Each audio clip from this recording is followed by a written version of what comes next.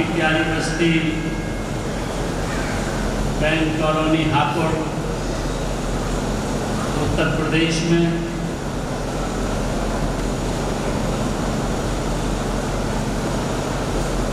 शब्दवीर हरफूल सिंह जी की 94वीं पुण्य स्मृति में यह सब परिवार सत्संग का आयोजन कर रहा है, जिसके माध्यम से हम और आप आमने सामने हैं।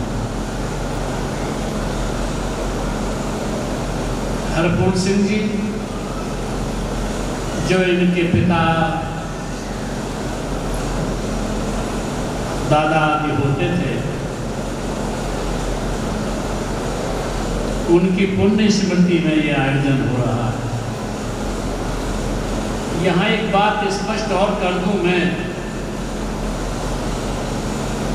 जब कोई भी प्राणी अपने पूर्व जन्मों की भक्ति के परिणाम स्वरूप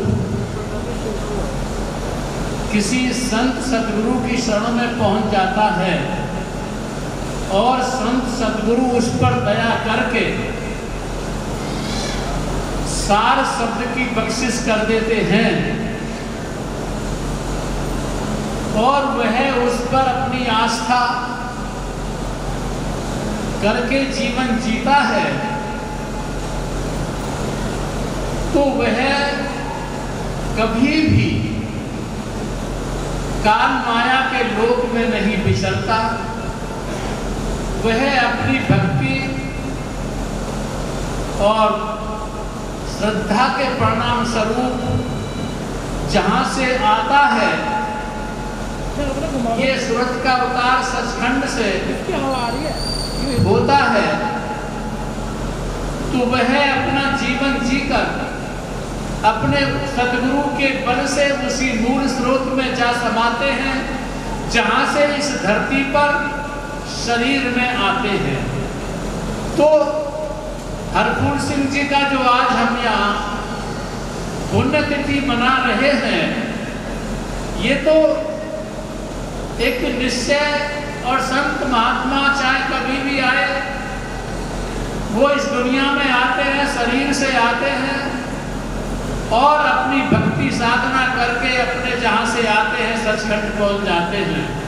उनका शरीरों की दुनिया में आना जाना नहीं होता, चाहे वो गुरु नानक देव जी हैं, कबीर साहब हैं, रविदास जी हैं, हुजूर है, बुद्ध हैं, महावीर हैं, ये कभी दुनिया में आए अपना काम करके चले गए। लेकिन आज हम उनके जन्मदिन मनाते हैं या उनके निर्वाण दिन मनाते हैं या उनकी पुण्य स्मृति में कोई भी धार्मिक आयोजन करते हैं, तो वह तो अपने मूल में जा समाते हैं, लेकिन उनके आयोजन, उनके आश्रित, उनके वंशज, उनके परिवारी, उनके अनुयायी जो उनके जन्मदिन या निर्वाण दिवस मनाते हैं, उनके पीछे उद्देश्य यह होता है कि हम उनके आदर्शों पर चलकर अपने जीवन को सार्थक बनाएं और हम भी अपने शरीरों की दुनिया से उठकर चेतन, जिसे रूहानी जगत कहते हैं, उसमें अपने मूल स्रोत में समाएं। यह उनका उद्देश्य होता है। वरना कोई भी गुरुमुख व्यक्ति या गुरु पद पर कायम स्थित हो जाने वाला अपनी जिंदगी जीकर चला जाता है और अपने मूल में जा समाता है। तो शब्दवीर दिवंगत हरफूल सिंह जी भी अपने मूल स्रोत में समा गए।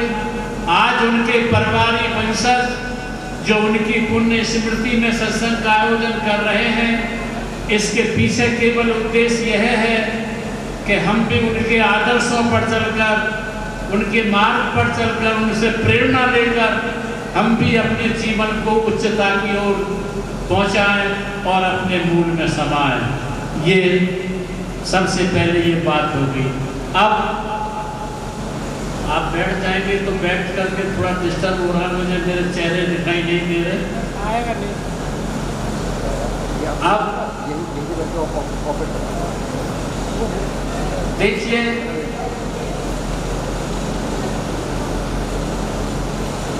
संतों का उपदेश नहीं होता, उनका उपदेश आंखों देखा होता है, और अपने स्वयं के अनुभव को वह शब्दों के द्वारा इस समाज में, संसार में प्रकट करते हैं।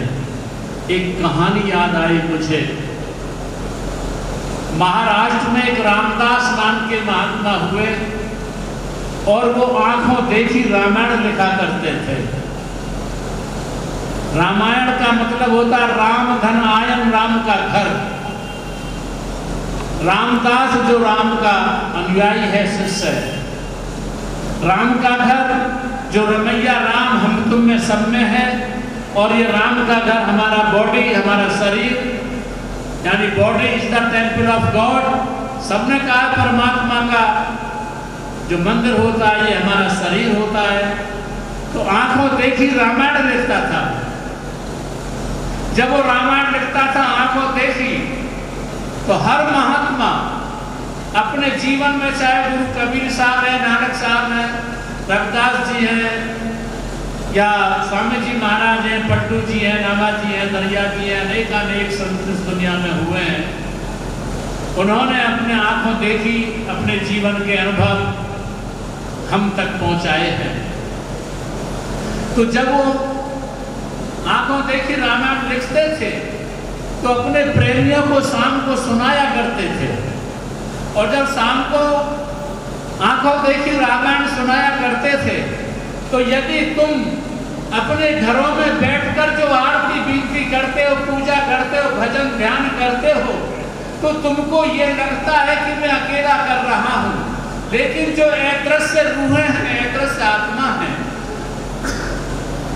वो भी तुम्हारी आरती भजन में लिप्त रहते हैं, आनंदित होते हैं। जैसे कोई कुकर्मी जीव होता है, किसी कब्रगाहे पर, किसी अनाचार कुकृत्य होते हुए स्थान पर जो बुरी आत्माएं हैं, उन्हें बुरे कर्मों को देखने में आनंद आता है। और जो भक्ति भाव भरी हुई आत्माएं हैं, उन्हें कहीं भक्ति के आयोजन होते हुए देखकर आनंद आता है। जब तुम अकेले बैठकर भजन ध्यान करते हो अपने कमरे में, तो जो अदृश्य धार्मिक रूहें हैं, जिन्हें हम देव कहते हैं, जिन्हें हम संतों के जीव कहते हैं, लाडले कहते हैं, भक्त कहते हैं, वो भी तुम्हारी भक्ति को देखकर आनंदित होते हैं। तो जब रामदास जब आंखों देखी रामायण सुनाया करता था, तो निरे देवता उसकी रामायण को सुनने आया करते थे। और कहानी लिखती है कि हनुमान जो उनके सेवक थे राम के, वो भी सूक्ष्म रूप में उस रामायण को सुनने के लिए आया करते थे। जब वह उस सूक्ष्म रूप से सुनने के लिए आ रहे थे, और एक दिन रामदास ने अपनी रामायण में कहा कि जब पंचवटी पर सीता जी को रावण ले गया और हनुमान जी उसकी सुधि लेने के लिए पहुंचे, तो वहां पर उस वाटिका में सफेद फूल बहुत सुशोभित हो रहे थे।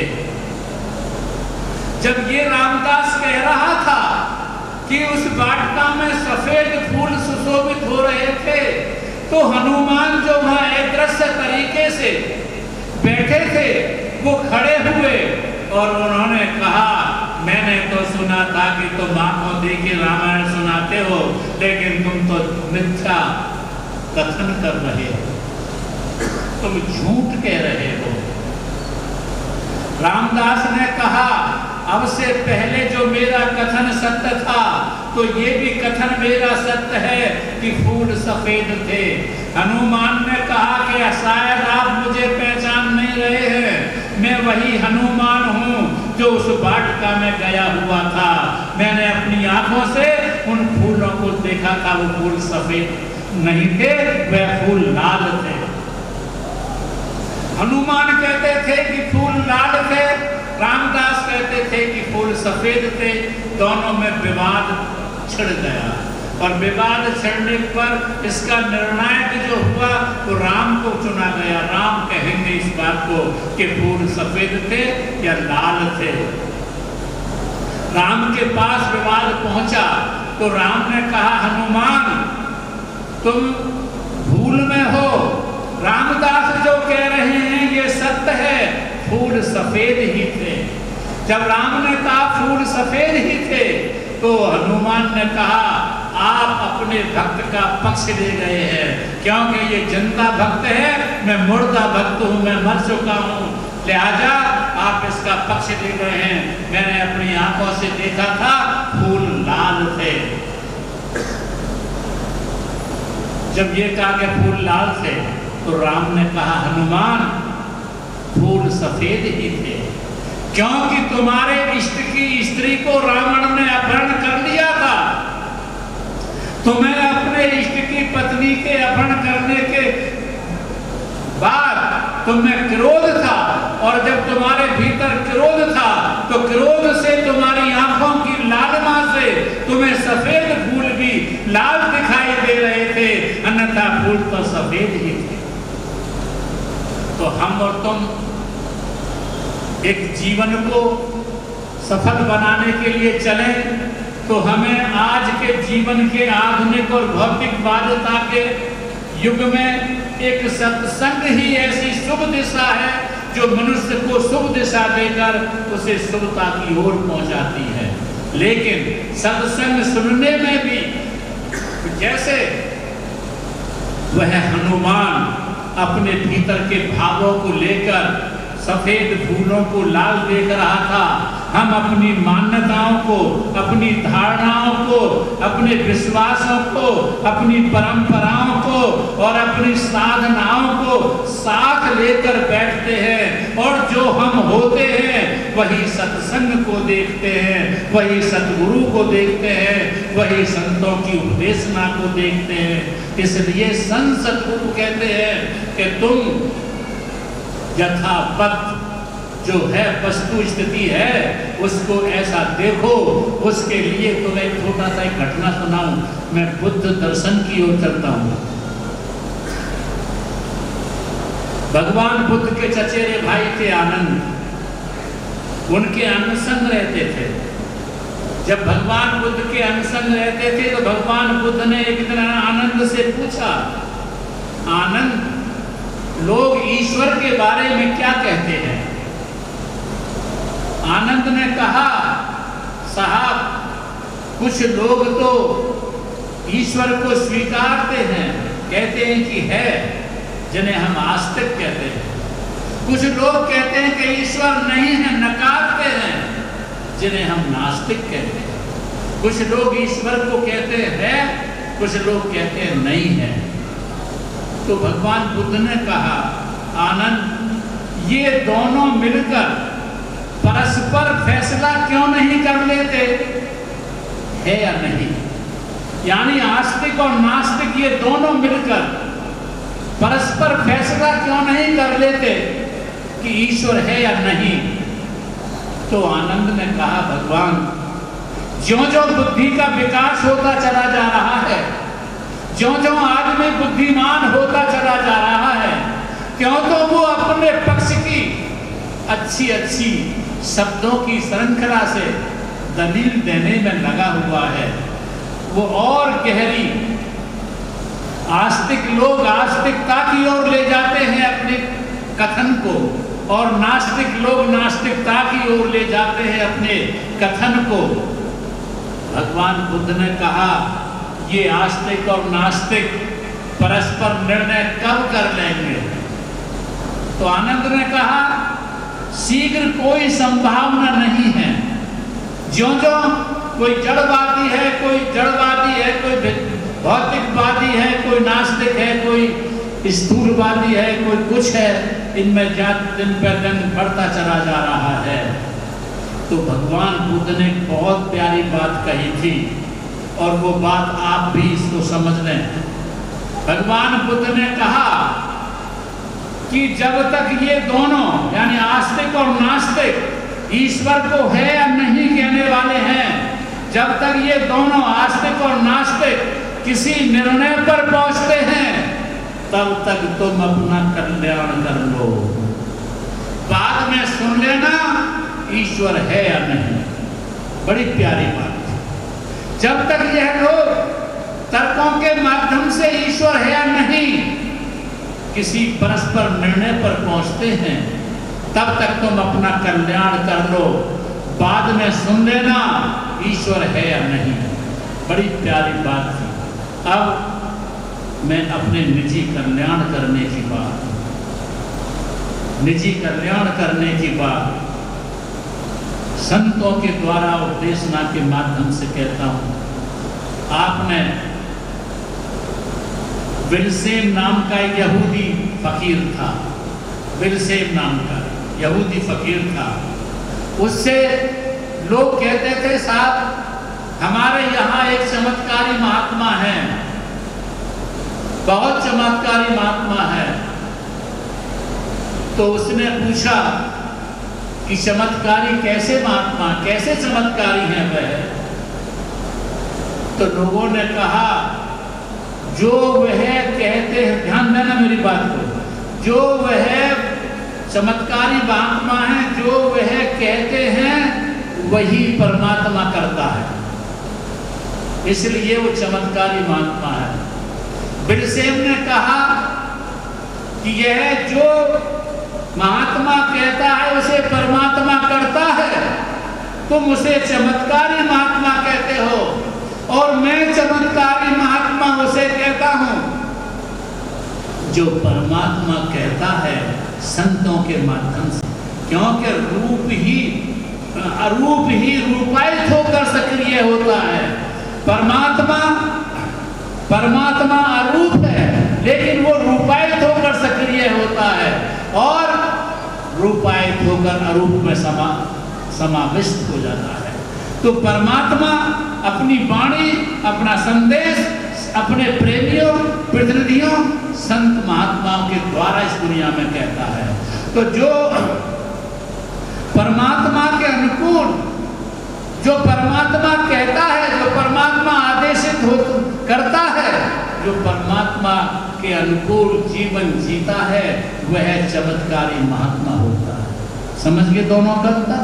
एक तो सत्संगी हम हो जाते हैं, गुरु के अपने अनुकूल देखना चाहते हैं, गुरु से अपने परिणाम, अपने कार्य, अपनी मान्यताएं, अपने जो आशाएं हैं, अपनी तृष्णाएं हैं, अपनी जो कुछ हमारी मांगे हैं उन्हें हम परमात्मा से अपने अनुकूल मांगते हैं। एक तो यह सत्संगी होता है। एक सत्संगी ये होता है कि जो परमात्मा के संदेशों को संतों ने हमारे लिए यहाँ पर वर्णन किया है उनके दायरे में हम जीवन जिए। एक सत्संगी ये होता है। तो आप अपने को परमात्मा के हवाले, परमात्मा की मौज के अधीन अपना जीवन जिए। अपनी प्रार्थना में, अपनी साधना में ये न सोचें कि परमात्मा हमारे अनुकूल कार्य करें। अब आइए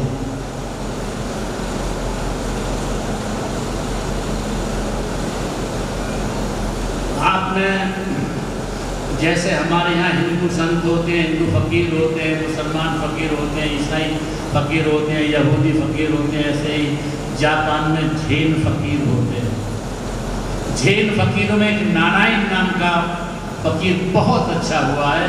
और मैं आप सत्संगी, क्योंकि मैं आज से नहीं आ रहा हूँ, बहुत पुराना इसी परिवार में जो योगेंद्र जी मैनेजर हैं, इसी परिवार में 50 साल से उनके पिताजी के यानी इनके पैतृक गांव में ज़्यादा आता रहा हूँ काफ़ी समय से। तो मैं थोड़ी सी बात कहूँगा क्योंकि संक्षिप्त में। तो नारायण फकीर के बारे में ये सुना गया, लिखा है उन्होंने, एक गुरु के पास शिष्य पहुंचा और जब शिष्य पहुंचा गुरु के पास, अंधेरी रात थी। जब कोई लेखक या कवि अपनी काव्य का लेखन में वर्णन करता है अंधेरी रात का, तो भादों की रात का जिक्र करता है। भादों की रात थी अंधेरा छाया हुआ था, घटाओं ने चांद को छुपा रखा था, तारों को। शिष्य वार्ता करके गुरु के आश्रम से नीचे को उतरा। गुरु ने कहा, अंधेरा हो रहा है, ये दीपक ले जाओ, ये दीप तुम्हें रास्ता दिखाता चला जाएगा। शिष्य ने कहा ठीक, दीप लेकर चला। आश्रम की सीढ़ियों से नीचे उतरा। नीचे उतरने पर गुरु ने उस दीपक में फूंक लगा दी, बुझा दिया दीपक को। शिष्य ने कहा, गुरुदेव आपने तो कहा था कि इस दीपक को ले जाओ, ये तुम्हारी घोर अंधेरे की राहों में राहें दिखाने में मदद करेगा, लेकिन आपने इस दीपक को बुझा दिया। तो गुरु ने कहा था, दूसरों की आंखों का देखा हुआ परमात्मा तुम्हारी आंखों का देखा हुआ परमात्मा नहीं हो जाता। ध्यान देना इन शब्दों को। दूसरों की आंखों का देखा हुआ परमात्मा तुम्हारी आंखों का देखा हुआ परमात्मा नहीं हो जाता। दूसरों के कानों से सुने हुए परमात्माओं के महावाक्य तुम्हारे कानों के महावाक्य नहीं हो जाते। और जैसे मान लीजिए कृष्ण जी ने गीता का उपदेश किया था अर्जुन के लिए कुरुक्षेत्र के मैदान में। कृष्ण के स्वरूप को अर्जुन ने देखा था अपनी आंखों से, कृष्ण के वाक्यों को सुना था अर्जुन ने अपने कानों से। कालांतर कृष्ण जी भी अपना काम करके इस दुनिया में लुप्त हो जाते हैं और अर्जुन भी अपना जीवन जी करके गल जाते हैं हिमालय में। अर्जुन की आंखों का देखा हुआ कृष्ण उनकी आंखों के साथ चला गया। अर्जुन के कानों का सुना हुआ गीता का उपदेश उनके कानों के साथ चला गया। तुम जो आज उनसे हजारों साल बाद हो, तुम्हारा उपदेश क्या है, तुम्हारा जीवन क्या है? तुमने अपने कृष्ण को देखा, तुमने अपने कृष्ण के महावाक्यों को सुना? क्या कोई भी भगवान दुनिया में अवतरित होता है? क्या मर जाता है? शरीर से आते काम करके चले जाते हैं, लुप्त हो जाते हैं, हर प्राणी के अंदर बैठ जाते हैं। कबीर आए थे, नानक आए थे, बुद्ध आए थे, महावीर आए थे, जरतुष्ट आए थे, लाओ से आए थे, सुकरात आए थे, स्वामी जी महाराज आए थे। ये सब आए थे, काम करके चले गए। क्या मर गए? नहीं, बस हमारे भीतर है, हमारे भीतर हैं। हमारे भीतर उन्हें देखने के लिए हमें वो आंखें चाहिए, अपनी आंखें, अपने कान चाहिए उन्हें सुनने के लिए। तो उस नारायण फकीर ने कहा, ये दूसरों के दिए तुम्हें तुम्हारे परमात्मा को नहीं दिखा सकते, ये दूसरों के दिए तुम्हें तुम्हारे परमात्मा को नहीं दिखा सकते, और तुम्हें अपने भीतर दिया प्रज्वलित करना होगा। और जब अपने भीतर दिया प्रज्वलित करोगे तो तुम्हें अपने परमात्मा का दीदार होगा, अपने परमात्मा का अनहद शब्द जिसे कहते हैं शब्द सुनाई देगा। संत सद्गुरु कहते, उन्होंने कहा, ये दूसरों के दीपक तुम्हें परमात्मा को दिखाते हैं, इसलिए मैंने तेरा दीपक बुझा दिया। अब तेरे भीतर जो दीप प्रज्वलित होगा, जलेगा, उससे तू रास्ता देखेगा। देखा होगा तुमने कभी किसान लोग जाते हैं बाहर अंधेरी रात में पानी लगाते हैं खेत में, लालटेन नहीं होती है, गैस नहीं होती है, तो उनके भीतर की आंखें ज्योतिर्मय हो जाती हैं और वो अंधेरे में ही अपना काम करते रहते हैं। जब तुम्हारा दीपक बुझ जाता है, तुम्हारे हाथ का अंधेरी रात में तुम्हारा दीपक बुझ जाता है, तो तुम्हारे भीतर जो सोया हुआ प्रकाश है, तुम्हारे भीतर जो बुझा हुआ प्रकाश है, वह प्रकाश उदित होता है, वो प्रकाश प्रकट होता है और तुम्हें अपनी एक मंजिल दिखाता चला जाता है। इसलिए नारायण फकीर ने कहा, अब जा मैंने तेरा दीपक बुझा दिया है, अब तू अपने भीतर के दीपक को प्रकट कर और उससे अपनी मंजिल तय कर। बहुत प्यारी बात थी उसकी। वही बात मैं आपको याद दिलाना चाहता हूँ। उन दुनिया की आंखों से, दुनिया के लोगों की आंखों से परमात्मा को मत देखो। तुम अपने भीतर प्रवेश करना सीखो और अपने भीतर प्रवेश कर तुम स्वयं इन किताबों को पढ़कर या अपनी मान्यताओं से, धारणाओं से या विश्वासों से अपने भीतर प्रवेश नहीं कर सकोगे।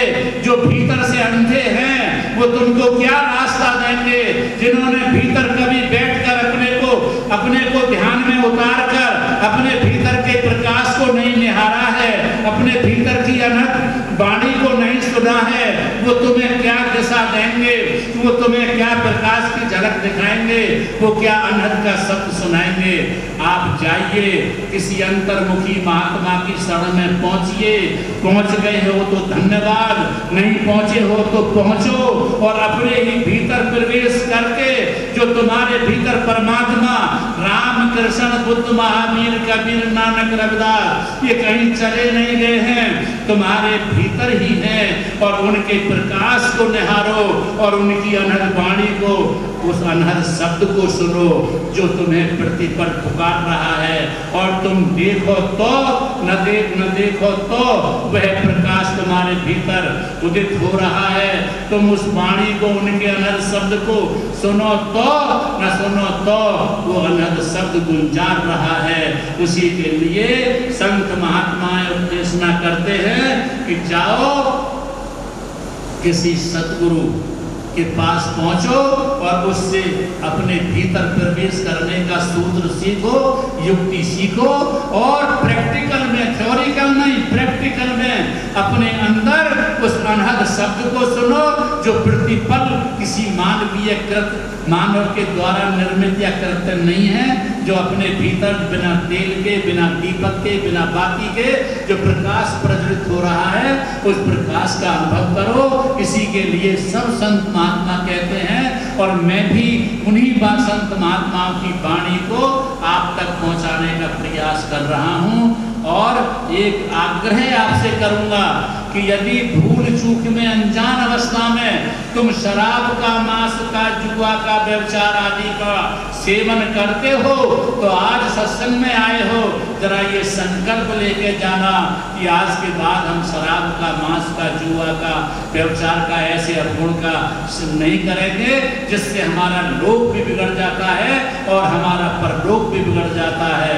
ये संकल्प ले जाकर अपना सात्विक जीवन जिए और आने वाली पीढ़ियों को, अपने आश्रितों को, अपने परिवारों को एक सुसंस्कारों से जीवन जीकर इस लोक को भी और परलोक का भी बनाएं। बस इन्हीं शब्दों के साथ मैं अपनी बात पूरी करूंगा और आपसे निवेदन करूंगा कि आप अपने भीतर अपने परमात्मा को निहारें और उसकी आवाज को सुने। बस यही आपका मनुष्य शरीर सार्थक होगा। और आपने मेरी बात को बड़ी शांति और प्यार से सुना है, मैं इसके लिए आपका बहुत बहुत आभारी हूँ। और अंत में आपके अंदर बैठे हुए उस गुण मालिक को राधा स्वामी।